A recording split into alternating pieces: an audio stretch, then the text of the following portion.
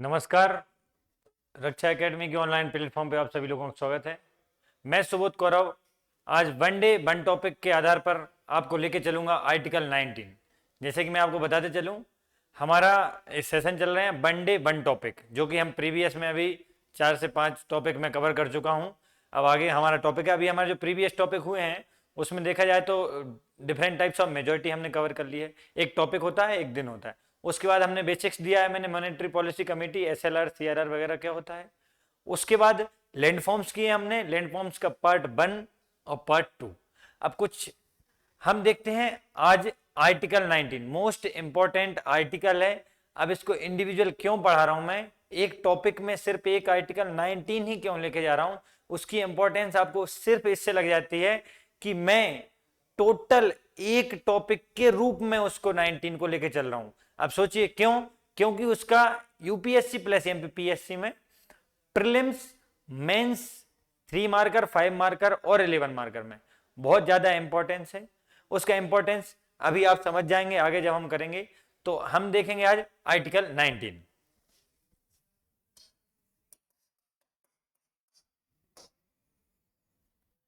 देखिए आर्टिकल 19 पहले तो मैं आपको बताते चलूंगा, फंडामेंटल राइट, मौलिक अधिकार के अंतर्गत आर्टिकल 19 आता है। और इसमें राइट टू फ्रीडम, ये फ्रीडम स्वतंत्रता को लेकर संबंधित जो भी मौलिक अधिकार दिए गए हैं वो आर्टिकल 19 कवर करता है। ठीक है, पहली चीज क्लियर हुई, ये फंडामेंटल राइट है। फंडामेंटल राइट में कौन सा फंडामेंटल राइट है, तो ये राइट टू फ्रीडम है। राइट टू फ्रीडम क्या है वो मैं आपको बताऊंगा। पहले हम देख लें कि ये किसके लिए है, किसके लिए है। देखिए जब आप फंडामेंटल राइट स्टार्ट करते हैं तो आपका आर्टिकल 13 होता है। आर्टिकल 13 आपको बताता है कि लॉ क्या है, विधि क्या है, किस चीज को हम विधि कहेंगे, जुडिशियल रिव्यू किस किस किस पर आएगा, आर्टिकल 13 कहता है। आर्टिकल 14 कहता है कि स्टेट क्या है, राज्य को परिभाषित किया है आर्टिकल 14 में। उसके बाद सॉरी आर्टिकल 13 में, 14 में, फिर 14, 15, 16, 17, 18, 19 से चलते जाते हैं, हम आगे चलेंगे। तो मैं आपको बता दूं कि जो आर्टिकल 19 है वो किसके लिए है, क्योंकि इधर दो चीजें हैं। एक जो फंडामेंटल राइट है वो सभी के लिए है, उसमें सिटीजन वर्ड का यूज नहीं करते, वो सभी व्यक्ति पर्सन्स के लिए है। और कुछ एक आर्टिकल्स जो फंडामेंटल राइट्स में लाई करते हैं वो आपको मिलेंगे सिर्फ और सिर्फ सिटीजन के लिए। तो पहला क्वेश्चन आपका बनता है कि आर्टिकल 19 किससे रिलेटेड है, तो किससे है, तो राइट टू फ्रीडम से रिलेटेड है। अब फ्रीडम के डिफरेंस एस्पेक्ट इसमें कवर किए गए हैं। अब दूसरा क्वेश्चन आता है, क्या फंडामेंटल राइट जो आर्टिकल 19 में लाई करता है वो सभी के लिए मींस पर्सन्स के लिए है, या ये सिर्फ और सिर्फ सिटीजन्स ऑफ इंडिया के लिए है। तो मैं आपको बता दूं कि ये फंडामेंटल राइट जो 19 में दिया है वो सिर्फ और सिर्फ सिटीजन को है। ठीक है, तो आपको ध्यान देना है कि ये सिटीजन के लिए, सॉरी इसमें आप देख रहे हैं ये आर्टिकल 12 था जिसमें आपको पता चलेगा कि इसमें स्टेट क्या है। आर्टिकल 13 है, इसमें लॉ क्या है वो बताएंगे। ठीक है, मैं इसलिए बता रहा हूं क्योंकि आपको जब भी आप फंडामेंटल राइट स्टार्ट करते हैं तो आप इसको महज 14 से मत शुरू कीजिए, इसको आर्टिकल 14 से शुरू मत कीजिए। आर्टिकल 12 देखिए क्या राज्य को परिभाषित किया है, आर्टिकल 13 देखिए विधि को किस प्रकार परिभाषित किया है, उसके बाद 14, 15 देन आपको कंटिन्यू पढ़ना पड़ेगा। ठीक है, तो अब हम जब मैंने आपको बोला कि आर्टिकल 19 हमारा फंडामेंटल राइट जो कि सिर्फ सिटीजन के लिए है, तो क्या और ऐसे फंडामेंटल राइट्स हैं जो केवल सिटीजन को दिए? तो आपको दूसरा क्वेश्चन जो बनेगा, तो आपको सिर्फ और सिर्फ याद रखना है कि हमारा आर्टिकल 15, 16, 18(2) इसमें स्टार लगा लीजिए, बहुत कम किताबों में आपको 18(2) देखने को मिलेगा। उसके बाद 19, उसके बाद 29, 30। तो ये कुछ एक जो आर्टिकल्स मैंने यहां लिखे हैं, ये आर्टिकल्स केवल और केवल सिटीजन के लिए। जैसे आपसे पूछा जाए कि आर्टिकल 14 किससे रिलेटेड, तो मतलब किसको दिया गया है, तो पर्सन को दिया गया, मतलब अब वो विदेशी व्यक्ति हो, वो भारत में रहवासी हो नहीं हो, वो सभी के लिए। 15, 16, 18 का सब क्लॉज 2, 19, 29, 30 ये सब किसके लिए है? ये सब सिटीजन ऑफ इंडिया के लिए। पहली इसकी प्रायर शर्त जो होती है वो होती है कि सिटीजन ऑफ इंडिया है कि नहीं। ठीक है, तो एक चीज आपको क्लियर हो गई कि ये सिर्फ और सिर्फ सिटीजन के लिए है। अब ध्यान दीजिए, इधर लिखा है आर्टिकल 19 कॉन्स्टिट्यूशन का 6 fundamental freedoms to every citizen. देखिए इधर आपको ध्यान देना है कि जो फंडामेंटल राइट है, जो आर्टिकल 19(1) में जो दिया गया है वो सिटीजन ऑफ इंडिया के लिए। अब कितने फ्रीडम्स है हमारे लिए? तो 6 फंडामेंटल टाइप्स ऑफ फ्रीडम्स मिलेंगे, 6 प्रकार की फ्रीडम आपको मिलेंगी। मैं आपको बता दूं कि ये जो आपको फंडामेंटल राइट 19 दिया गया है उसमें फ्रीडम आर्टिकल 19 सब क्लॉज 1 ऑनवर्ड मींस आपको इधर पर सब क्लॉज 1 के आगे ए देखने को मिलेगा, स्मॉल ए, उसके बाद 1 के आगे बी देखने को मिलेगा, ऐसे ही 1 सी, 1 डी, 1 ई, 19, 1 एफ, 19, 1 जी। अब देखिए कितने टाइप की फ्रीडम बता रहा है आर्टिकल 19(1). आर्टिकल 19(1) ऑनवर्ड्स आपको 6 टाइप की फ्रीडम बताएगा। अब 6, 1, 2, 3, 4, 5, 6, 7, सर इधर तो 7 हो चुका है। तो मैं आपको बता दूं कि एफ फायर आर्टिकल 19 सब क्लॉज 1 सब क्लॉज एफ, उसको अमेंडमेंट के थ्रू हमारे कॉन्स्टिट्यूशन से अलग कर दिया है। मींस अब जो भी आर्टिकल 19(1) सब क्लॉज एफ में लाई करता था वो अब फंडामेंटल राइट नहीं है। वो क्या है वो मैं आपको बताऊंगा, पर आपको अभी समझना है कि कितने total number of freedom article 19 सब क्लॉज 1 में दी गई है। तो total number of freedoms at present 6 थी और जब हमारा कॉन्स्टिट्यूशन बना था उस समय 7 थी। तो अभी वर्तमान में आपको कितनी ध्यान रखनी है? 6 टाइप की फंडामेंटल आपको फ्रीडम है, 6 टाइप की फंडामेंटल फ्रीडम है। उसमें आर्टिकल 19(1)(a), आर्टिकल 19(1)(a) कहता है to freedom of speech and expression. Speech and expression अभी मैं ओवरव्यू दे रहा हूं, एक एक फ्रीडम को मैं डिटेल में बताऊंगा। पहले वो बात करता है स्पीच एंड एक्सप्रेशन की, उसके बाद आर्टिकल 19 सब क्लॉज 1 सब क्लॉज बी। ध्यान रखना है आपको, इसमें लेटर जो यूज होगा वो स्मॉल लेटर ही। आप सोच रहे होंगे सर ने कैपिटल लेटर क्यों नहीं लिखा? क्योंकि कैपिटल लेटर अमेंडमेंट में आता है। जब भी आईपीसी में, जब भी आप कॉन्स्टिट्यूशन अमेंडमेंट करेंगे, यदि कैपिटल आपको ए, कैपिटल बी, कैपिटल सी दिखना है तो वो आपको समझ जाना है कि इधर पर कॉन्स्टिट्यूशन में अमेंडमेंट हुआ है। पर जहां अमेंडमेंट नहीं हुआ, रेगुलर चल रहा है, तो आर्टिकल 19 सब clause 1 sub clause a speech और एक्सप्रेशन की स्वतंत्रता देता है। उसके बाद आर्टिकल 19 का सब क्लॉज 1 सब क्लॉज बी ये कहता है असेंबल पीसफुली। इसको पीसफुली की जगह पीसेबल करना है, पीसेबल, पीसफुली इधर गलती से राइट हो गया, इसको रीराइट करना है। तो पीसेबल, पीसफुली की बात नहीं की है, पीसेबल की बात की है। और पीसेबल आपके नोट्स में दिए, आगे दिया है, तो मैं बता दूंगा कि पीसफुली और पीसेबल में क्या डिफरेंट होता है। और उसके बाद विदाउट आर्म्स, इनमें डिफरेंस जो होता है पीसेबल और पीसफुली में, वो मैं बताऊंगा पीसेबल एंड विदाउट आर्म्स। उसके बाद आर्टिकल 19 सब क्लॉज 1 सब क्लॉज सी ये बात करता है एसोसिएशन, यूनियंस, और उसके बाद कॉर्पोरेशन। कौन से कॉर्पोरेशन? Cooperative society. कौन सा? आर्टिकल 19 सब clause 1 sub clause C. Cooperative societies को मैंने ब्रैकेट में डाला है, क्यों डाला है? क्योंकि 97th कॉन्स्टिट्यूशनल अमेंडमेंट एक्ट 2011 इसमें संशोधन करने के पश्चात पहले था एसोसिएशन और यूनियन, उसके बाद कोऑपरेटिव सोसाइटी को ऐड कर दिया है फंडामेंटल राइट में। कोऑपरेटिव सोसाइटी बनाना फंडामेंटल राइट है। उसके बाद इसको डीपीएसपी में दिया है, वो हमारे नोट्स में आ दिया। उसके बाद आप बात करेंगे आर्टिकल 19 सब क्लॉज 1 सब क्लॉज डी। तो ये क्या कहता है? Move freely throughout the territory of India. कहां? Territory, within the territory of India. बाहर की बात नहीं कर रहा है, आपको वर्ड्स पकड़ने हैं with in the territory of India, ठीक है। उसके बाद अब आप आगे जाएंगे, जब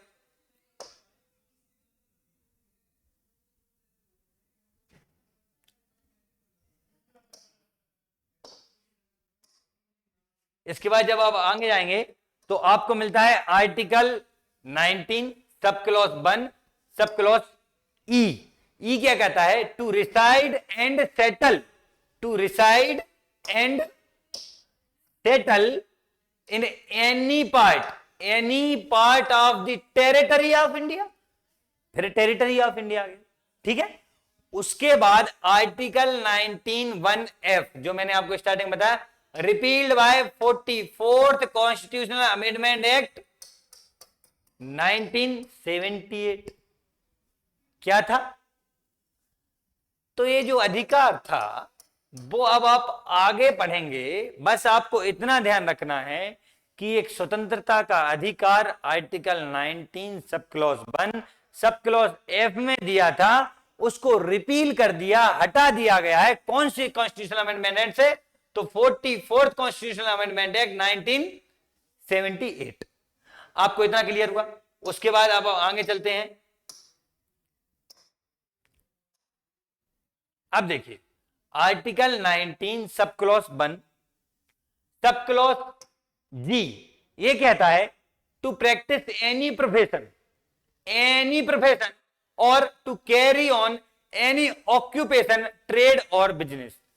कोई सा भी पेशा, कोई सा भी धंधा, कोई सी भी प्रैक्टिस प्रोफेशन की आपको करना है, उसके लिए आपको अधिकार तो है ही, आपको मौलिक अधिकार है।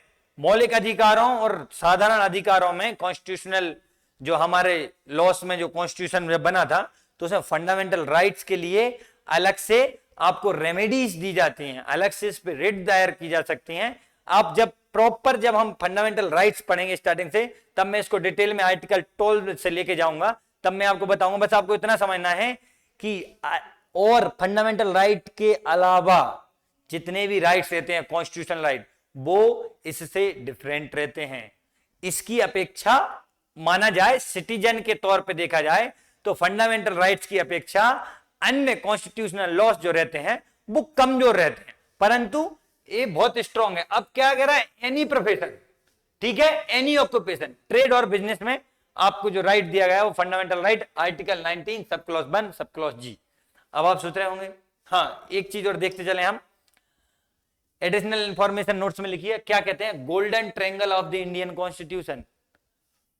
3 आर्टिकल हैं और आर्टिकल भी फंडामेंटल राइट हैं। 3 फंडामेंटल राइट्स को golden triangle of the Indian constitution कहा जाता है।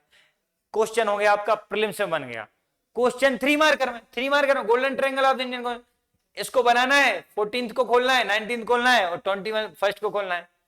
आर्टिकल 14 को खोलना है, आर्टिकल 19 खोलना है, आर्टिकल 21 खोलना है। अभी जो हम पढ़ रहे हैं आप ऐसा समझ लीजिए कि वो भी golden triangle of the Indian constitution में लाई करता है। गोल्डन ट्रायंगल मींस 3 ऐसे फंडामेंटल राइट हैं जो कि गोल्डन, भीमराव अंबेडकर जी द्वारा इनको गोल्डन ट्रायंगल बोला गया है। तो आर्टिकल 14, आर्टिकल 19, आर्टिकल 21। मैं इसलिए बता रहा हूं इसको इतने डिटेल में क्योंकि MPPSC previous year question paper में भी पूछ चुके हैं, यूपीएससी प्रीवियस ईयर क्वेश्चन में भी हमने एक क्वेश्चन देखा है, ठीक है। अब आप आगे आइए, अब हम देखते हैं डिटेल में आर्टिकल 19(1)(a। मैं आपको बता दूं, जो मैंने आपको बताया था फंडामेंटल राइट का,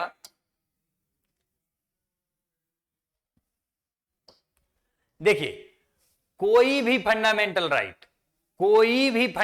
राइट आर्टिकल 19 में जो दिए हैं वो एब्सोल्यूट नहीं है। जो भी फंडामेंटल राइट टू फ्रीडम में दिए हैं वो एब्सोल्यूट नहीं है। एब्सोल्यूट नहीं है सर मींस, मैं अभी एनी वर्ड का एनी प्रोफेशन, तो जो एनी लगाया है उन पर भी युक्त निर्बंधन और रीजनेबल ग्राउंड्स ऑफ रिस्ट्रिक्शंस हैं। मींस ये क्या हुआ सर, देखिए आर्टिकल 19(1) ए ऑनवर्ड्स आपको मिल जाएंगे राइट टू फ्रीडम, पर एब्सोल्यूट नहीं है। इधर ही इन पर युक्त निर्बंधन जो लगाए गए हैं इसी आर्टिकल के आर्टिकल 19 सब क्लॉज 2 ऑनवर्ड्स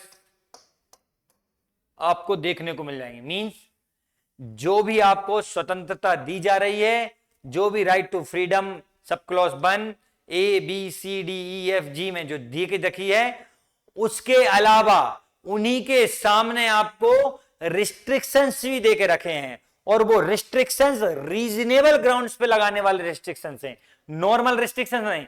यदि लग रहा है कि ये रीजनेबल है इस पर रिस्ट्रिक्शन लगाना, तो उसी पर आप राइट टू फ्रीडम पर रिस्ट्रिक्शन लगा सकते हैं। आपको इतना ध्यान रखना है, आर्टिकल 19 सब क्लॉज 1 में इधर आपको फ्रीडम दी गई है, और आर्टिकल 19 सब क्लॉज 2 ऑनवर्ड्स आपको यहां पर रीजनेबल ग्राउंड पर रिस्ट्रिक्शन भी देखने को मिलेंगे। ठीक है, मींस आपको राइट टू फ्रीडम एब्सोल्यूट नहीं है।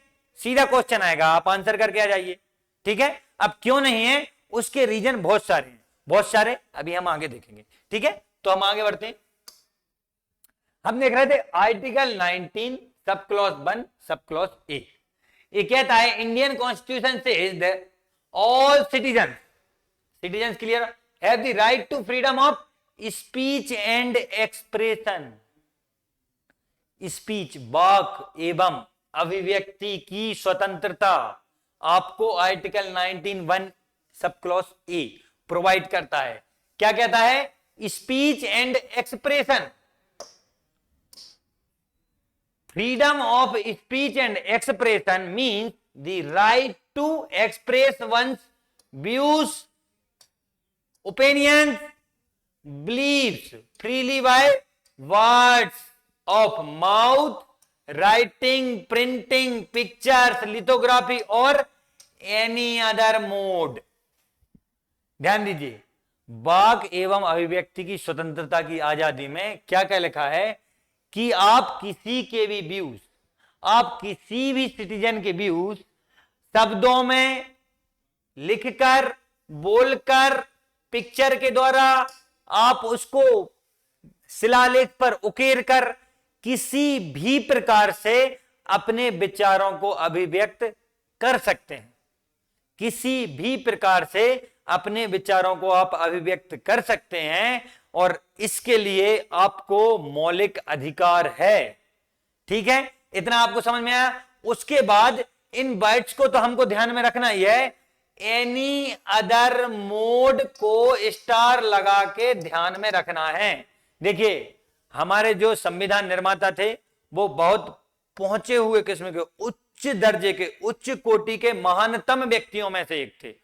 उच्च कोटि के महानतम व्यक्तियों में से एक थे डॉक्टर भीमराव अंबेडकर जी ने ये वर्ड छोड़ा है, any other mode. Any other mode क्या कहता है? अब आपको मैं बताता हूं। इधर सपोज इधर लिखा है कि राइटिंग, प्रिंटिंग, पिक्चर्स, लिथोग्राफी। इधर सपोज कहीं लिखा है व्हाट्सएप के माध्यम से, फेसबुक के माध्यम से, ट्विटर के माध्यम से, इधर से उधर से। उस समय व्हाट्सएप, फेसबुक, ट्विटर था क्या? जिस समय हमारा संविधान निर्माण हो रहा था उस समय फेसबुक, व्हाट्सएप, ट्विटर वगैरह ऐसी कुछ अभिव्यक्ति के माध्यम नहीं थे, मोड नहीं थे।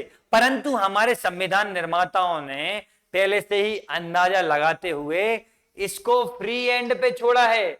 Any other mode, any other mode में अब ऑनरेबल सुप्रीम कोर्ट और हमारा पार्लियामेंट और इसको डिस्क्राइब करने वाली body any other mode add करते जाएगी। जैसे कि आपने वर्तमान में देखा है कि आपको स्वतंत्रता है व्हाट्सएप पे, स्वतंत्रता है फेसबुक पे, स्वतंत्रता है ट्विटर पे, और अन्य जो मोड ऑफ हमारे एक्सप्रेशन जो है, ओपिनियन जिस पर हम दे सकते हैं, उस पर आपको स्वतंत्रता है।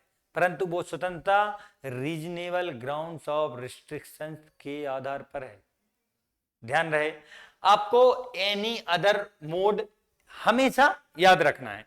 ठीक है, अब हम इसके आगे बढ़ते हैं।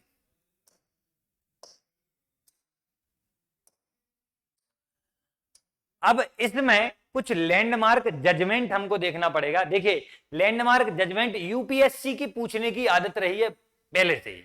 यूपीएससी स्टार्टिंग से ही लैंडमार्क जजमेंट पर काम करता है। एमपीपीएससी ने भी कुछ एक सालों से ट्रेंड बना लिया है, वो लैंडमार्क जजमेंट्स आपको देगा। लैंडमार्क जजमेंट्स मतलब सपोज आर्टिकल 19 सब क्लॉज 1 सब क्लॉज ए में जो स्वतंत्रता दी गई है, उस स्वतंत्रता पर कभी ना कभी आक्षेप हुआ होगा, कभी ना कभी हमला हुआ होगा, उसके विरोध में पिटीशन फाइल हुई होगी, सुप्रीम कोर्ट उसको इंटरप्रिटेट करता है। तो उसके लिए कुछ लैंडमार्क जज जो कि आपको आगे का रास्ता प्रदान करते हैं, ऐसे जजमेंट आए। तो आपको पहली बात तो जजमेंट कौन से राइट टू फ्रीडम से रिलेटेड है वो जजमेंट, पहला क्वेश्चन बन सकता है। उसके बाद सिर्फ और सिर्फ जजमेंट आएगा 3 मार्कर में, आपको उसकी डिटेलिंग करनी पड़ेगी। 5 मार्कर में आएगा, आपको डिटेलिंग करनी पड़ेगी। 11 मार्कर में आएगा, आपको डिटेलिंग करनी पड़ेगी। जैसे मैंने आपको इधर पे दिया है फ्रीडम ऑफ प्रेस, पहली बात तो उधर जब हमने आर्टिकल 19 इधर जब हम पढ़ रहे थे तो इधर आपको कहीं भी लिखा, ये सब कुछ जो उठाया हुआ है ये सब हमारे original copy of the constitution से लिया हुआ है। इसमें आपको फ्रीडम ऑफ प्रेस मिली है, कहीं देखने को मिला है? नहीं मिली। पर मैंने इधर लिखा हुआ है फ्रीडम ऑफ प्रेस। कैसे? प्रेस क्या है? वर्ड्स के माध्यम से अपनी विचारों की अभिव्यक्ति करना। तो वर्ड्स तो लिखा है साहब, इसमें वर्ड्स तो मैंने बराबर लिखा है। बाय प्रिंटिंग लिखा हुआ है, बाय वर्ड्स लिखा हुआ है, बाय प्रिंटिंग लिखा है। तो प्रिंटिंग, न्यूज पेपर प्रिंट, ठीक है। तो अपने आप में फ्रीडम ऑफ प्रेस अपने आप में इंप्लाइड फॉर्म में हमारे आर्टिकल 19 सब क्लॉज 1 सब क्लॉज ए में अंतर्निहित है। अब देखिए, मैंने इधर यूएसए में जो कॉन्स्टिट्यूशन लिखा हुआ है उसमें उसका constitution amendment, first constitution amendment में उसमें एक्सप्लिसिटली लिख दिया उन्होंने। एक्सप्लिसिटली मींस आपको यूएसए के कॉन्स्टिट्यूशन में सीधा देखने को मिल जाएगा। जहां जब हम इसकी बात कर रहे थे तो आपको इधर ही उसमें फ्रीडम ऑफ प्रेस देखने को मिल जाएगी। क्यों? क्योंकि उन्होंने सीधा लिख ही दिया है। परंतु हमने यहां पर फ्रीडम ऑफ प्रेस को इंप्लाइड फॉर्म में अंतर्निहित रूप में देखा है, और इसलिए आप जाएंगे फ्रीडम ऑफ प्रेस। अब इसमें लैंडमार्क जजमेंट की बात कर रहे थे हम, Bennett Coleman versus Union of India 1972। Bennett Coleman और यूनियन ऑफ इंडिया 1972। अब ये कैसे आया, इसके पीछे एक छोटी सी कहानी बता रहा हूं आपको। देखिए, इंदिरा गांधी के टाइम की बात है।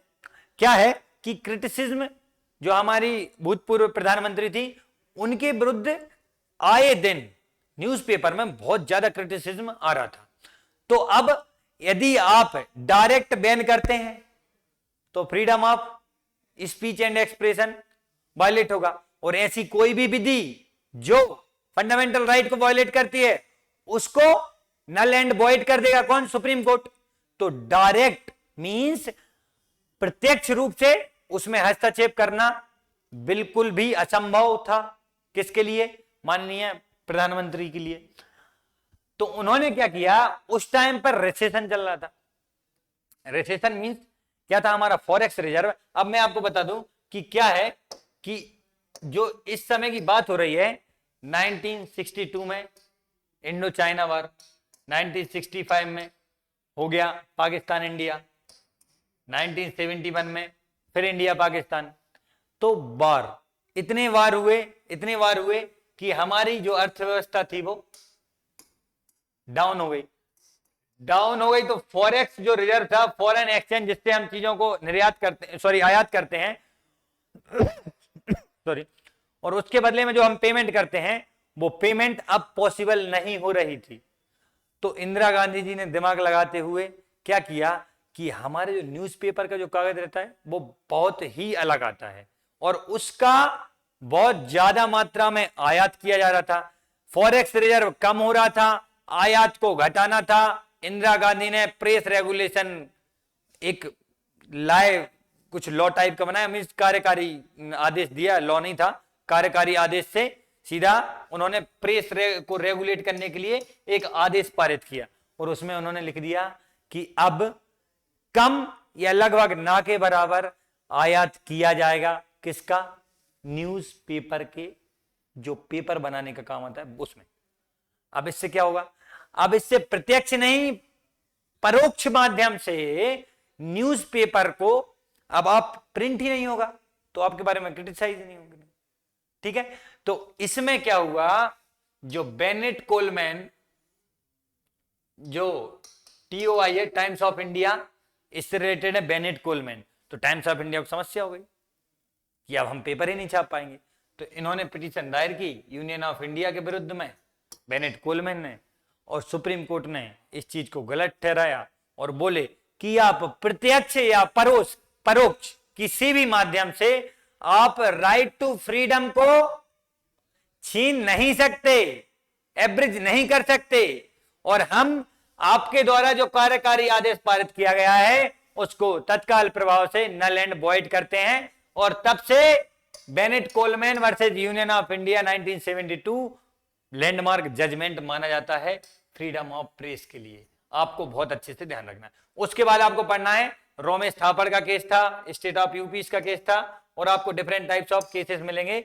मैं इधर आपको देके रखा है, आप इसको आराम से देखते रहिए। बाकी मैंने आपको एक मुख्य जो था वो मैंने आपको समझा दिया। बस इतना ध्यान रखना है कि जो फ्रीडम ऑफ प्रेस है वो इंप्लाइड फॉर्म में हमारे इधर दिया है कॉन्स्टिट्यूशन में, यूएसए में एक्सप्लिसिट फॉर्म में दिया है। Right to know and obtain information इसमें भी आया था। उसके बाद राइट टू साइलेंस आता है, राइट टू रिप्लाई आता है, right to know and antecedent of the election. कौन सी? कैंडिडेचर जो रहते हैं इलेक्शन में, जो कैंडिडेट खड़े रहते हैं उनका हलफनामा जानने की आजादी भी आर्टिकल 19 सब क्लॉज 1 सब क्लॉज ए में दी गई है। उसके बाद right to know and obtain information, सूचनाएं प्रदान, आदान और प्रदान करने की आजादी भी इसी में लाई करती है। उसके बाद राइट टू रिप्लाई, वो भी इधर ही लाई करती है। राइट टू साइलेंस, चुप रहना भी आर्टिकल 19 सब क्लॉज 1 सब क्लॉज ए के थ्रू मौलिक अधिकार है। कुछ ना बोलना भी हमारा मौलिक अधिकार है। अभी कहां आता है मैं आपको आगे बताऊंगा। और right to fly the nation flag, अब क्या है? तिरंगा झंडा फहराना। इसमें भी जो अब देखिए हम अपने विचार तिरंगे के माध्यम से व्यक्त कर रहे हैं, तो इसके लिए भी हमको क्या दिया है? प्रोटेक्शन दिया है। कहां? फंडामेंटल राइट में। कहां? आर्टिकल 19 सब clause 1 sub clause A. Different types of freedom आपको मिली है, सब क्लॉज के अंदर डिफरेंट टाइप्स की फ्रीडम मिली है। इसको आपको ध्यान से देखना है और इसमें डिफरेंट जो आपको लैंडमार्क जजमेंट दिए हैं वो आपको ध्यान में रखना है। अब एक जजमेंट जो आया था वो मैं आपको बता दूं कि जो इंफॉर्मेशन टेक्नोलॉजी एक्ट 2000 है, सूचना का अधिकार था, तो आप इस पर इंफॉर्मेशन टेक्नोलॉजी एक्ट 2000 में एक सेक्शन था, सेक्शन 66A।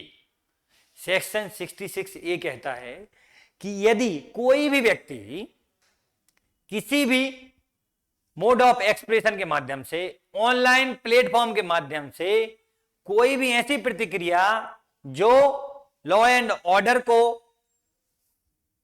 इफेक्ट करेगी और जो अलग अलग इंटरेस्ट को इफेक्ट करेगी, उसको क्या किया जाएगा? उस व्यक्ति को जेल में डाल दिया जाएगा। मींस आईटी एक्ट 2000 का सेक्शन 66A इतना इंपॉर्टेंट है। यूपीएससी ने भी क्वेश्चन किया है, एमपीपीएससी ने भी क्वेश्चन किया है। अब दोबारा कब कर दे गारंटी नहीं है, 3 मार्क्स में कब पूछ दे गारंटी नहीं। तो आपको बस इतना याद रखना है, ये IT act 2000 section 66A।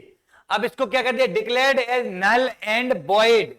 Means जो भी विधि आपने बनाई थी और विधि में एक धारा थी 66A, उसको freedom of speech and expression के माध्यम से उसका हनन करते हुए पाई गई और उस धारा को, पूरे एक्ट को नहीं, उस धारा को सुप्रीम कोर्ट ने नल एंड वॉइड करार दे दिया गया है। आप सोच सकते हैं कि राइट टू फ्रीडम कितना इंपॉर्टेंट और महत्वपूर्ण और कितना मजबूत आपको फंडामेंटल राइट देके रखा है।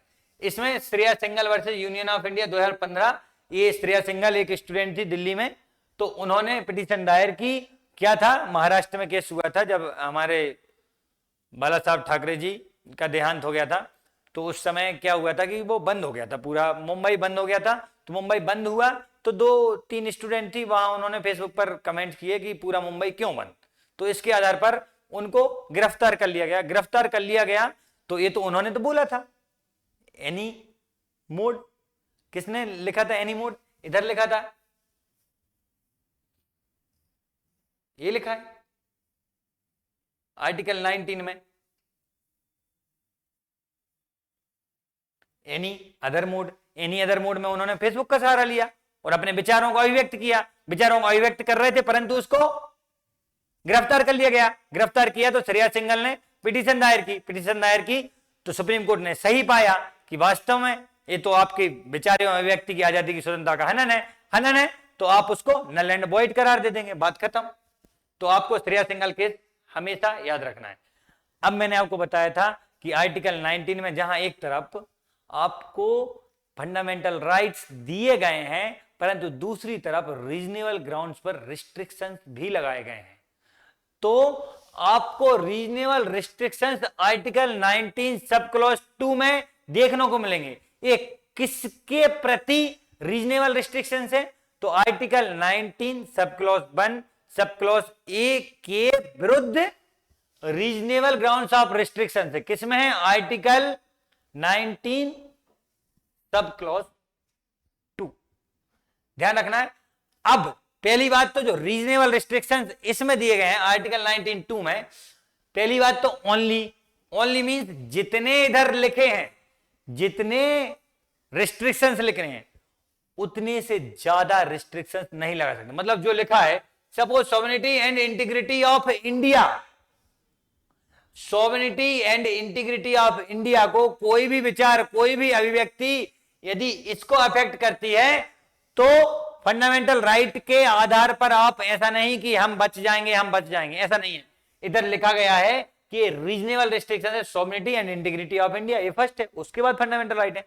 उसके बाद आप देखें सिक्योरिटी ऑफ द स्टेट, मतलब सपोज आप ऐसा कुछ कार्य कर रहे हैं जिससे कि प्रतिरक्षा प्रणाली को समस्याएं हो सकती हैं, तो उसके आधार पर भी आपको क्योर नहीं मिलेगा कि ये फंडामेंटल राइट है, ठीक है। तीसरा, अब मैं बता दूं कि आर्टिकल 19 सब क्लॉज 1 सब क्लॉज ए के विरुद्ध में जो आर्टिकल 19 सब क्लॉज 2 में जो रिस्ट्रिक्शंस दिए गए हैं वो सबसे ज्यादा है। सबसे ज्यादा रिस्ट्रिक्शंस विचार एवं अभिव्यक्ति की स्वतंत्रता पर है, सबसे ज्यादा, मतलब 7 प्रकार के जो रिस्ट्रिक्शंस हैं वो आर्टिकल 19 सब क्लॉज 1 सब क्लॉज ए के विरुद्ध दिए गए हैं, ठीक है।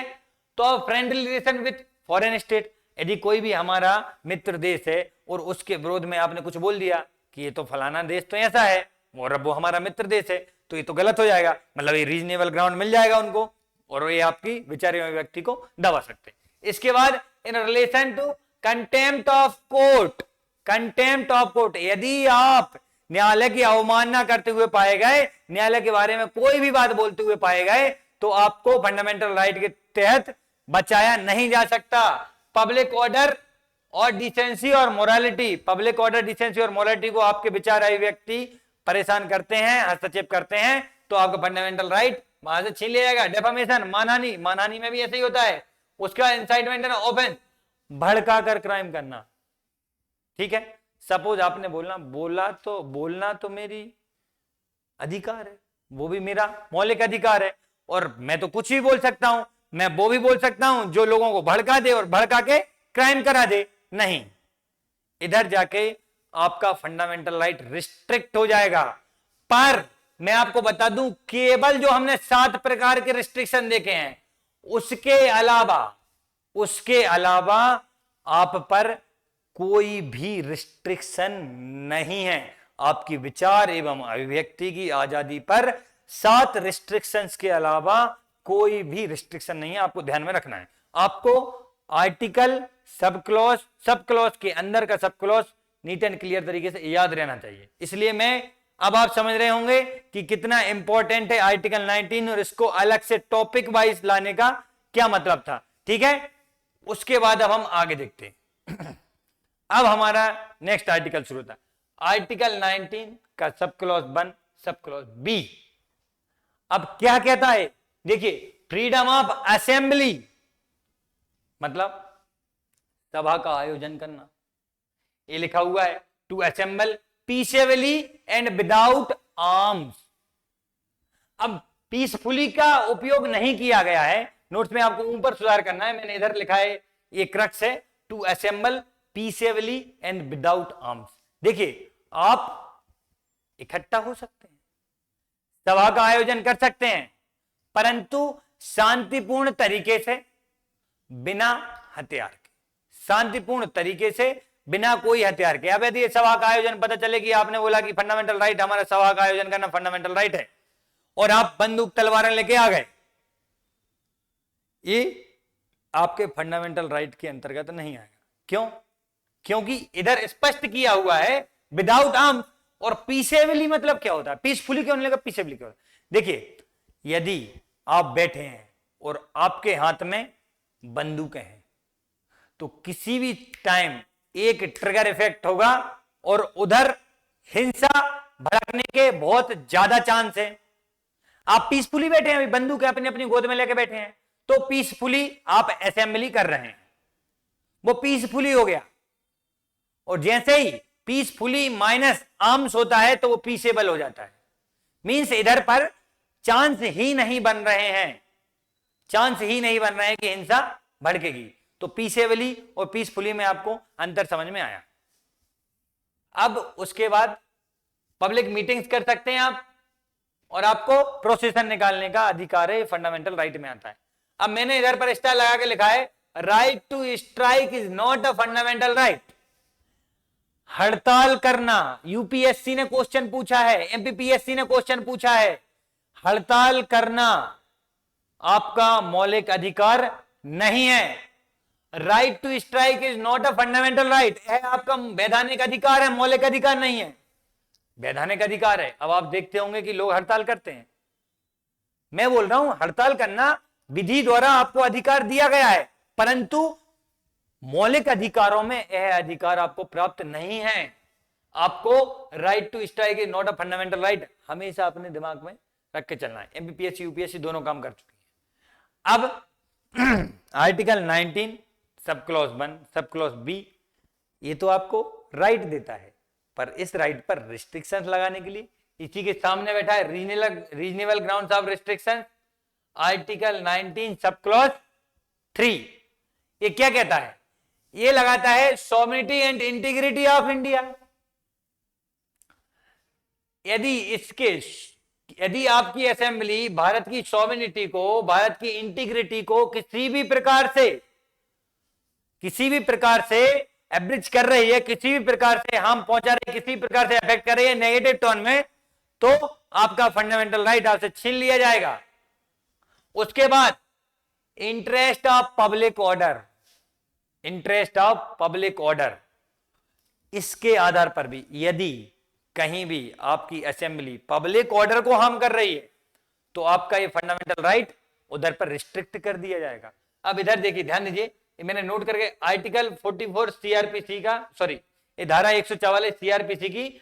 अब क्या है, आपने देखोगा ये धारा 144 लगी, वहां धारा 144 लगी, आपसे बोला जाएगा 4 से ज्यादा खड़े नहीं हो सकते, 5 से ज्यादा लोग नहीं आ सकते, या जो भी उधर का डीएम जो होता है, वो डीएम कहता है कि इतने लोग, डीएम के हाथ में रहता है कि इतने लोगों से ज्यादा इकट्ठे नहीं हो सकते। अब आप वहां लेके पहुंच जाओ झंडे अपने, और बोलो कि असेंबली करना, सभा करना, हम तो पीसेबल कर रहे हैं सभा, ये तो हमारा फंडामेंटल राइट है। परंतु धारा 144 सीआरपीसी की आपको रोक सकती है, आपको रोक सकती है और कह सकती है कि इतने लोगों से ज्यादा नहीं आप इकट्ठे हो सकते, ठीक है ना। तो जो सीआरपीसी का जो 144 है धारा, वो आपको मौलिक अधिकार को रिस्ट्रिक्ट कर सकता है। इसके बाद आर्टिकल 19(1)(c ये कहता है freedom to form association, union और कोऑपरेटिव सोसाइटी। अब देखिए, पहली बात तो फंडामेंटल राइट मिल गया, कौन सा, freedom to form association, union बनाना, संघ बनाना और कोऑपरेटिव सोसाइटी, सहकारी समितियों का निर्माण करना फंडामेंटल राइट है। मैं आपको बता दूं, सहकारी समिति को निर्माण करना फंडामेंटल राइट है, और ये आपको आर्टिकल 43B में भी मिलेगा। आर्टिकल 43B डीपीएसपी है, और आपको फंडामेंटल राइट में भी मिलेगा। तो मैंने दोनों जगह आपको बता दिया। कॉन्स्टिट्यूशन अमेंडमेंट एक्ट 2011 में इसको जोड़ दिया गया था।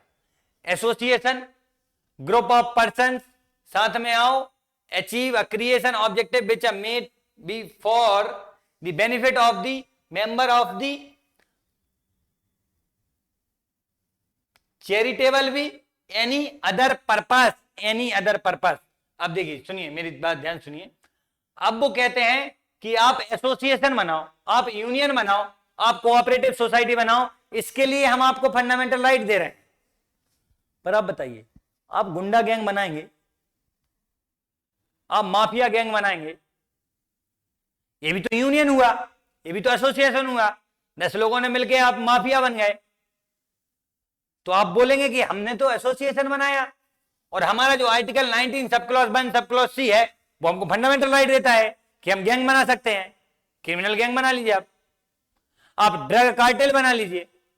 नहीं, रीजनेबल ग्राउंड्स ऑफ रिस्ट्रिक्शंस है। सभी टाइप्स की फ्रीडम के लिए जितनी भी 6 टाइप की दिए हैं, उसी के सामने आपको रीजनेबल ग्राउंड्स ऑफ रिस्ट्रिक्शन मिलेंगे। स्पष्ट कर देगा वो आपको कि gang, mafia, drug cartel etcetera नहीं बना सकते। Regional of grounds of restrictions article 19 sub clause 4 में, आर्टिकल 19 सब क्लॉज 4 में दिया है। Sovereignty and integrity of India चलेगा ही, सब में चल रहा है, इसमें भी चलेगा। उसके बाद इंटरेस्ट ऑफ पब्लिक ऑर्डर पीछे वाले में भी था, बी में भी था, इसमें भी चल रहा है। इसके साथ मोरालिटी को और जोड़ दिया गया।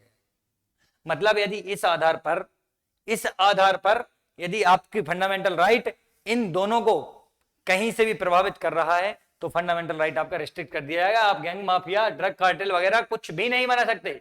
आर्टिकल 19 1D, अब ये क्या कहता है? आर्टिकल 19 1D, आर्टिकल 19 1E, इन दोनों को साथ में पढ़ना है। इन दोनों को साथ में क्यों पढ़ना है? इनमें ज्यादा अंतर नहीं है। एक कहता है फ्रीडम ऑफ मूवमेंट कहेगा, और एक कहेगा फ्रीडम ऑफ रेसिडेंस कहेगा। ठीक है, इन दोनों में अंतर क्यों नहीं है? क्योंकि इनके रीजनेबल ग्राउंड्स ऑफ रेस्ट्रिक्शन दोनों के सेम है। अभी तक हमने सबके फर्स्ट का जो article 19 1A sub clause A, और उसके बाद 1B 1C, इनके अलग अलग थे। पर अब आप देखेंगे कि D और E के reasonable grounds of restriction same है, और इनमें ज्यादा अंतर नहीं है कि एक कहता है फ्रीडम ऑफ मूवमेंट और एक कहता है फ्रीडम ऑफ रेसिडेंस। मतलब आर्टिकल 19 सब क्लॉज 1 सब क्लॉज D आपको कहेगा फ्रीडम ऑफ मूवमेंट। अब बस इतना ध्यान रखना है कि आपको with in the territory of India, आप भारत की संपूर्ण भौगोलिक क्षेत्र में कहीं भी भ्रमण करने का अधिकार आपको आर्टिकल 1D देता है। कहीं भी भ्रमण करने का मौलिक अधिकार आपको आर्टिकल 1 सब क्लॉज D आपको देता है। ठीक है, पर इसमें आपको ध्यान रखना, भारत के अंदर घूमने का अधिकार है। मैं बार बार यूज कर रहा हूं स्टार्टिंग से ही, द टेरिटरी ऑफ इंडिया।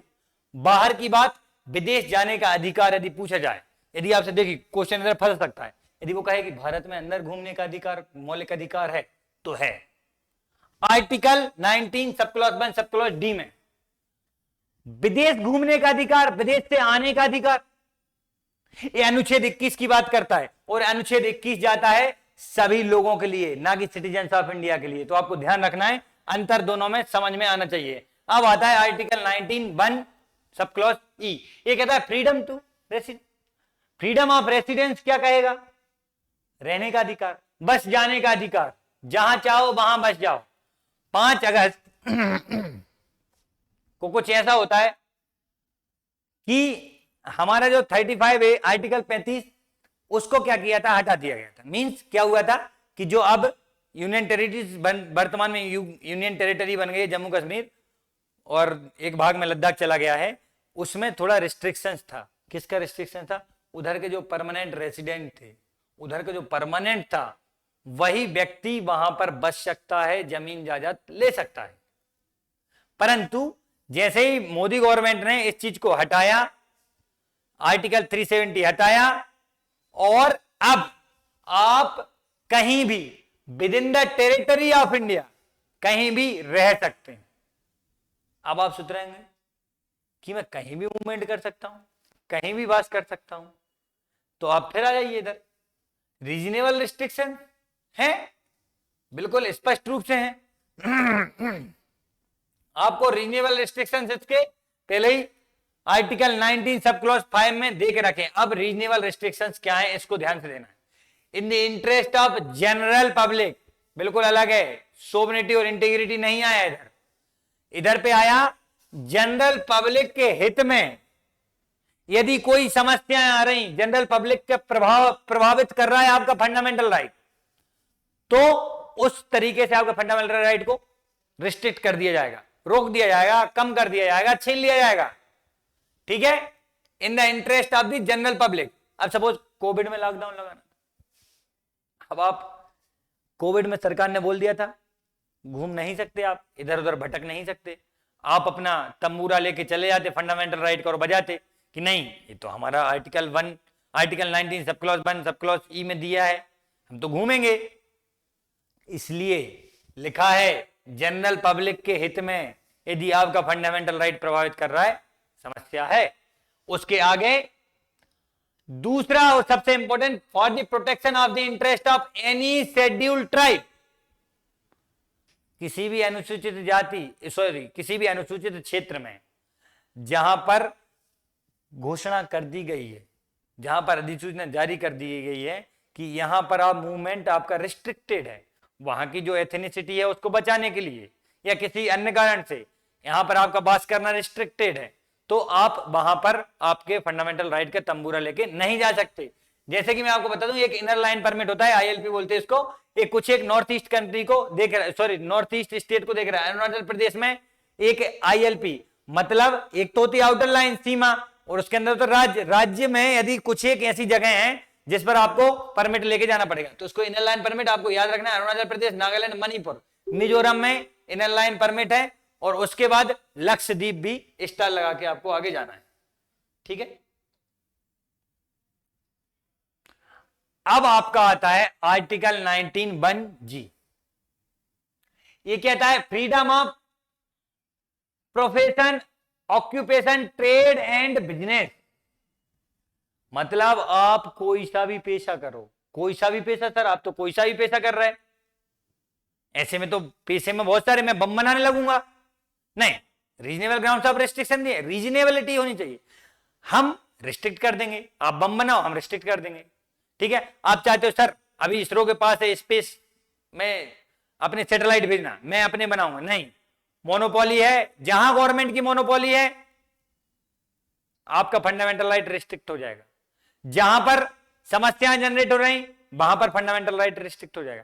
तो आपका प्रोफेशन कर सकते हैं, आप कोई भी ट्रेड कोई बिजनेस में हिस्सा बन सकते हैं, ये आपका फंडामेंटल राइट है, पर इसमें क्या इंक्लूड है क्या नहीं है वो आपको स्पष्ट रूप से एक्सप्लिसिटली मैंने आपको इधर दे के रखा है। अब ऐसा नहीं कि आप बोलोगे कि मेरा प्रोफेशन, मैं चाहता हूं मैं डॉक्टर बन जाऊं, डॉक्टर बनने के लिए योग्यता निर्धारित की गई है, ऐसा नहीं कि आप फंडामेंटल राइट का तंबूरा लेके पहुंच जाएंगे मैं तो डॉक्टर बनना, मुझे डॉक्टर बनना है, आप दूसरी कक्षा तक पढ़े डॉक्टर बनना है, नहीं, इधर पर जो भी उसे उचित योग्यता चाहिए उसके आधार पर ही आप उसको प्रोपोजल को फॉलो कर सकते हैं। ठीक है, तो आप क्या है इसमें क्या नहीं है आप वो दे सकते हैं। लैंडमार्क जजमेंट आया था Vishakha versus state of Rajasthan, इसमें थोड़ा प्रोफेशन को लेकर था, विशाखा गाइडलाइंस भी हैं, तो वो आप आगे पढ़ेंगे, बस आपको इसको याद रखना है। रीजनेबल ग्राउंड्स ऑफ रिस्ट्रिक्शन क्या है, इंटरेस्ट ऑफ जनरल पब्लिक है, और by state monopoly, state monopoly को ध्यान में इसलिए रखना है यदि सरकार ने घोषित कर दिया कि ये जो भी